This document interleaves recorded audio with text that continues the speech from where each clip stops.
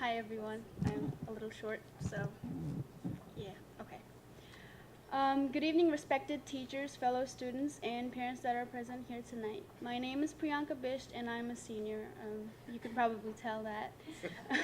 I am honored to have this chance to recognize three of the exceptional teachers that are present here tonight, because they have had a great impact on me since day one.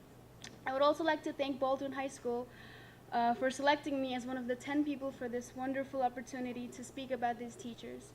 Um, I would especially like to thank Ms. Norris because I did not go to elementary school, middle school, or middle school here. So initially I only had one teacher to make a speech about. But then she called me in her office, and then I thought I was getting in trouble because I never get called to the principal's office.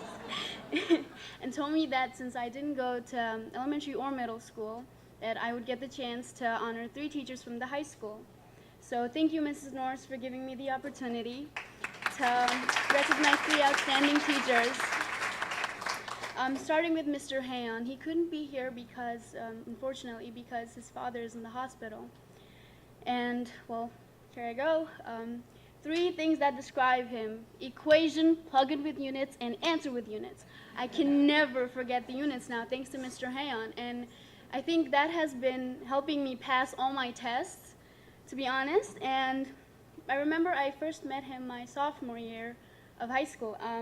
He came into our class and he was like, "Yo, what are we eating tonight?" to my science teacher. And then the class cracked up and I was like, "Hey, wouldn't that be so cool to have him as my teacher?" And then senior year, I get my schedule. And then it's like Mr. Hayon. He was my physics teacher. I was so excited.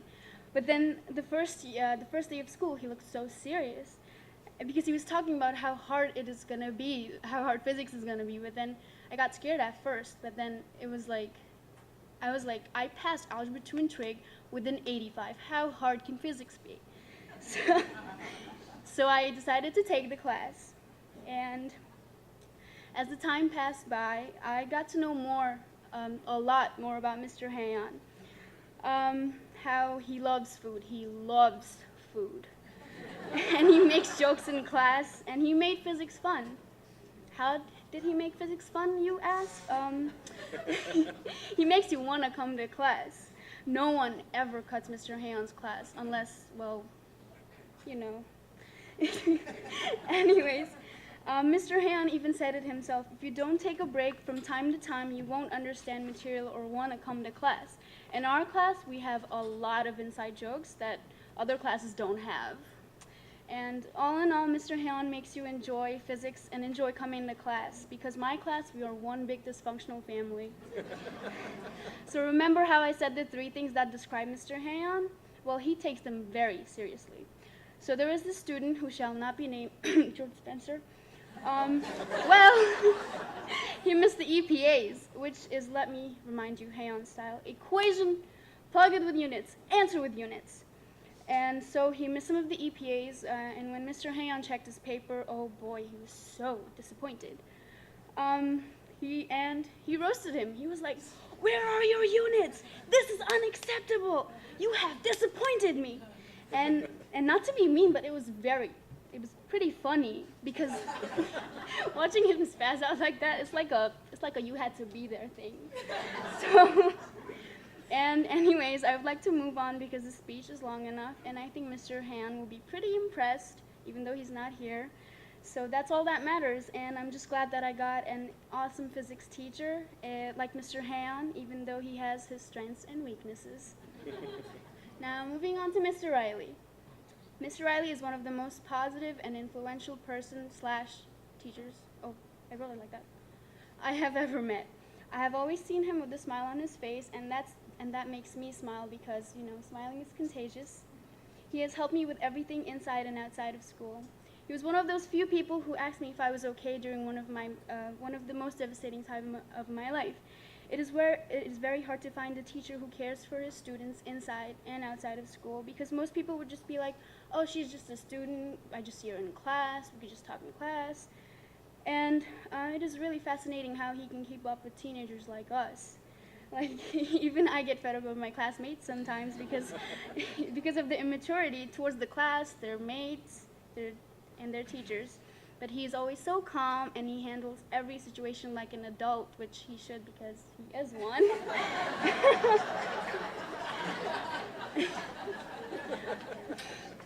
But some teachers would just start yelling or kick the kids out of the class, so he doesn't do that, so yeah.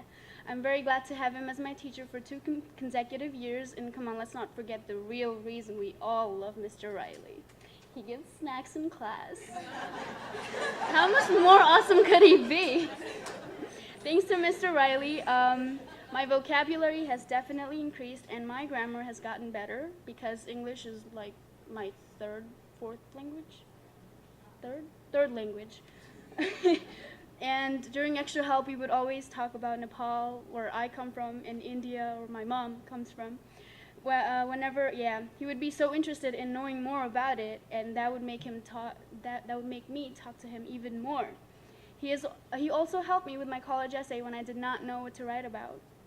He also wrote my recommendation letter.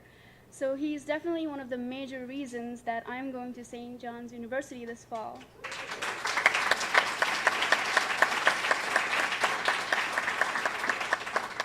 And one of the best memories I remember in Mr. Ryley's class was the tree octopus. He showed us a website that looked legit. And it was about tree octopus. Those creatures supposedly can be found in Olympic Peninsula on the west coast of North America, and it only comes out of its nest when you show a dollar bill. I believed this for a good week or so, until someone was like, remember when Mr. Ryley showed us the fake website of the tree octopus? I was like, what? That's not true?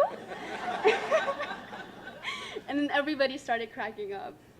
In conclusion, oh my God, this sounds so formal. In conclusion, Mr. Ryley has definitely had a positive impact on me, and I'm very happy to be here giving this speech about him because it's an honor.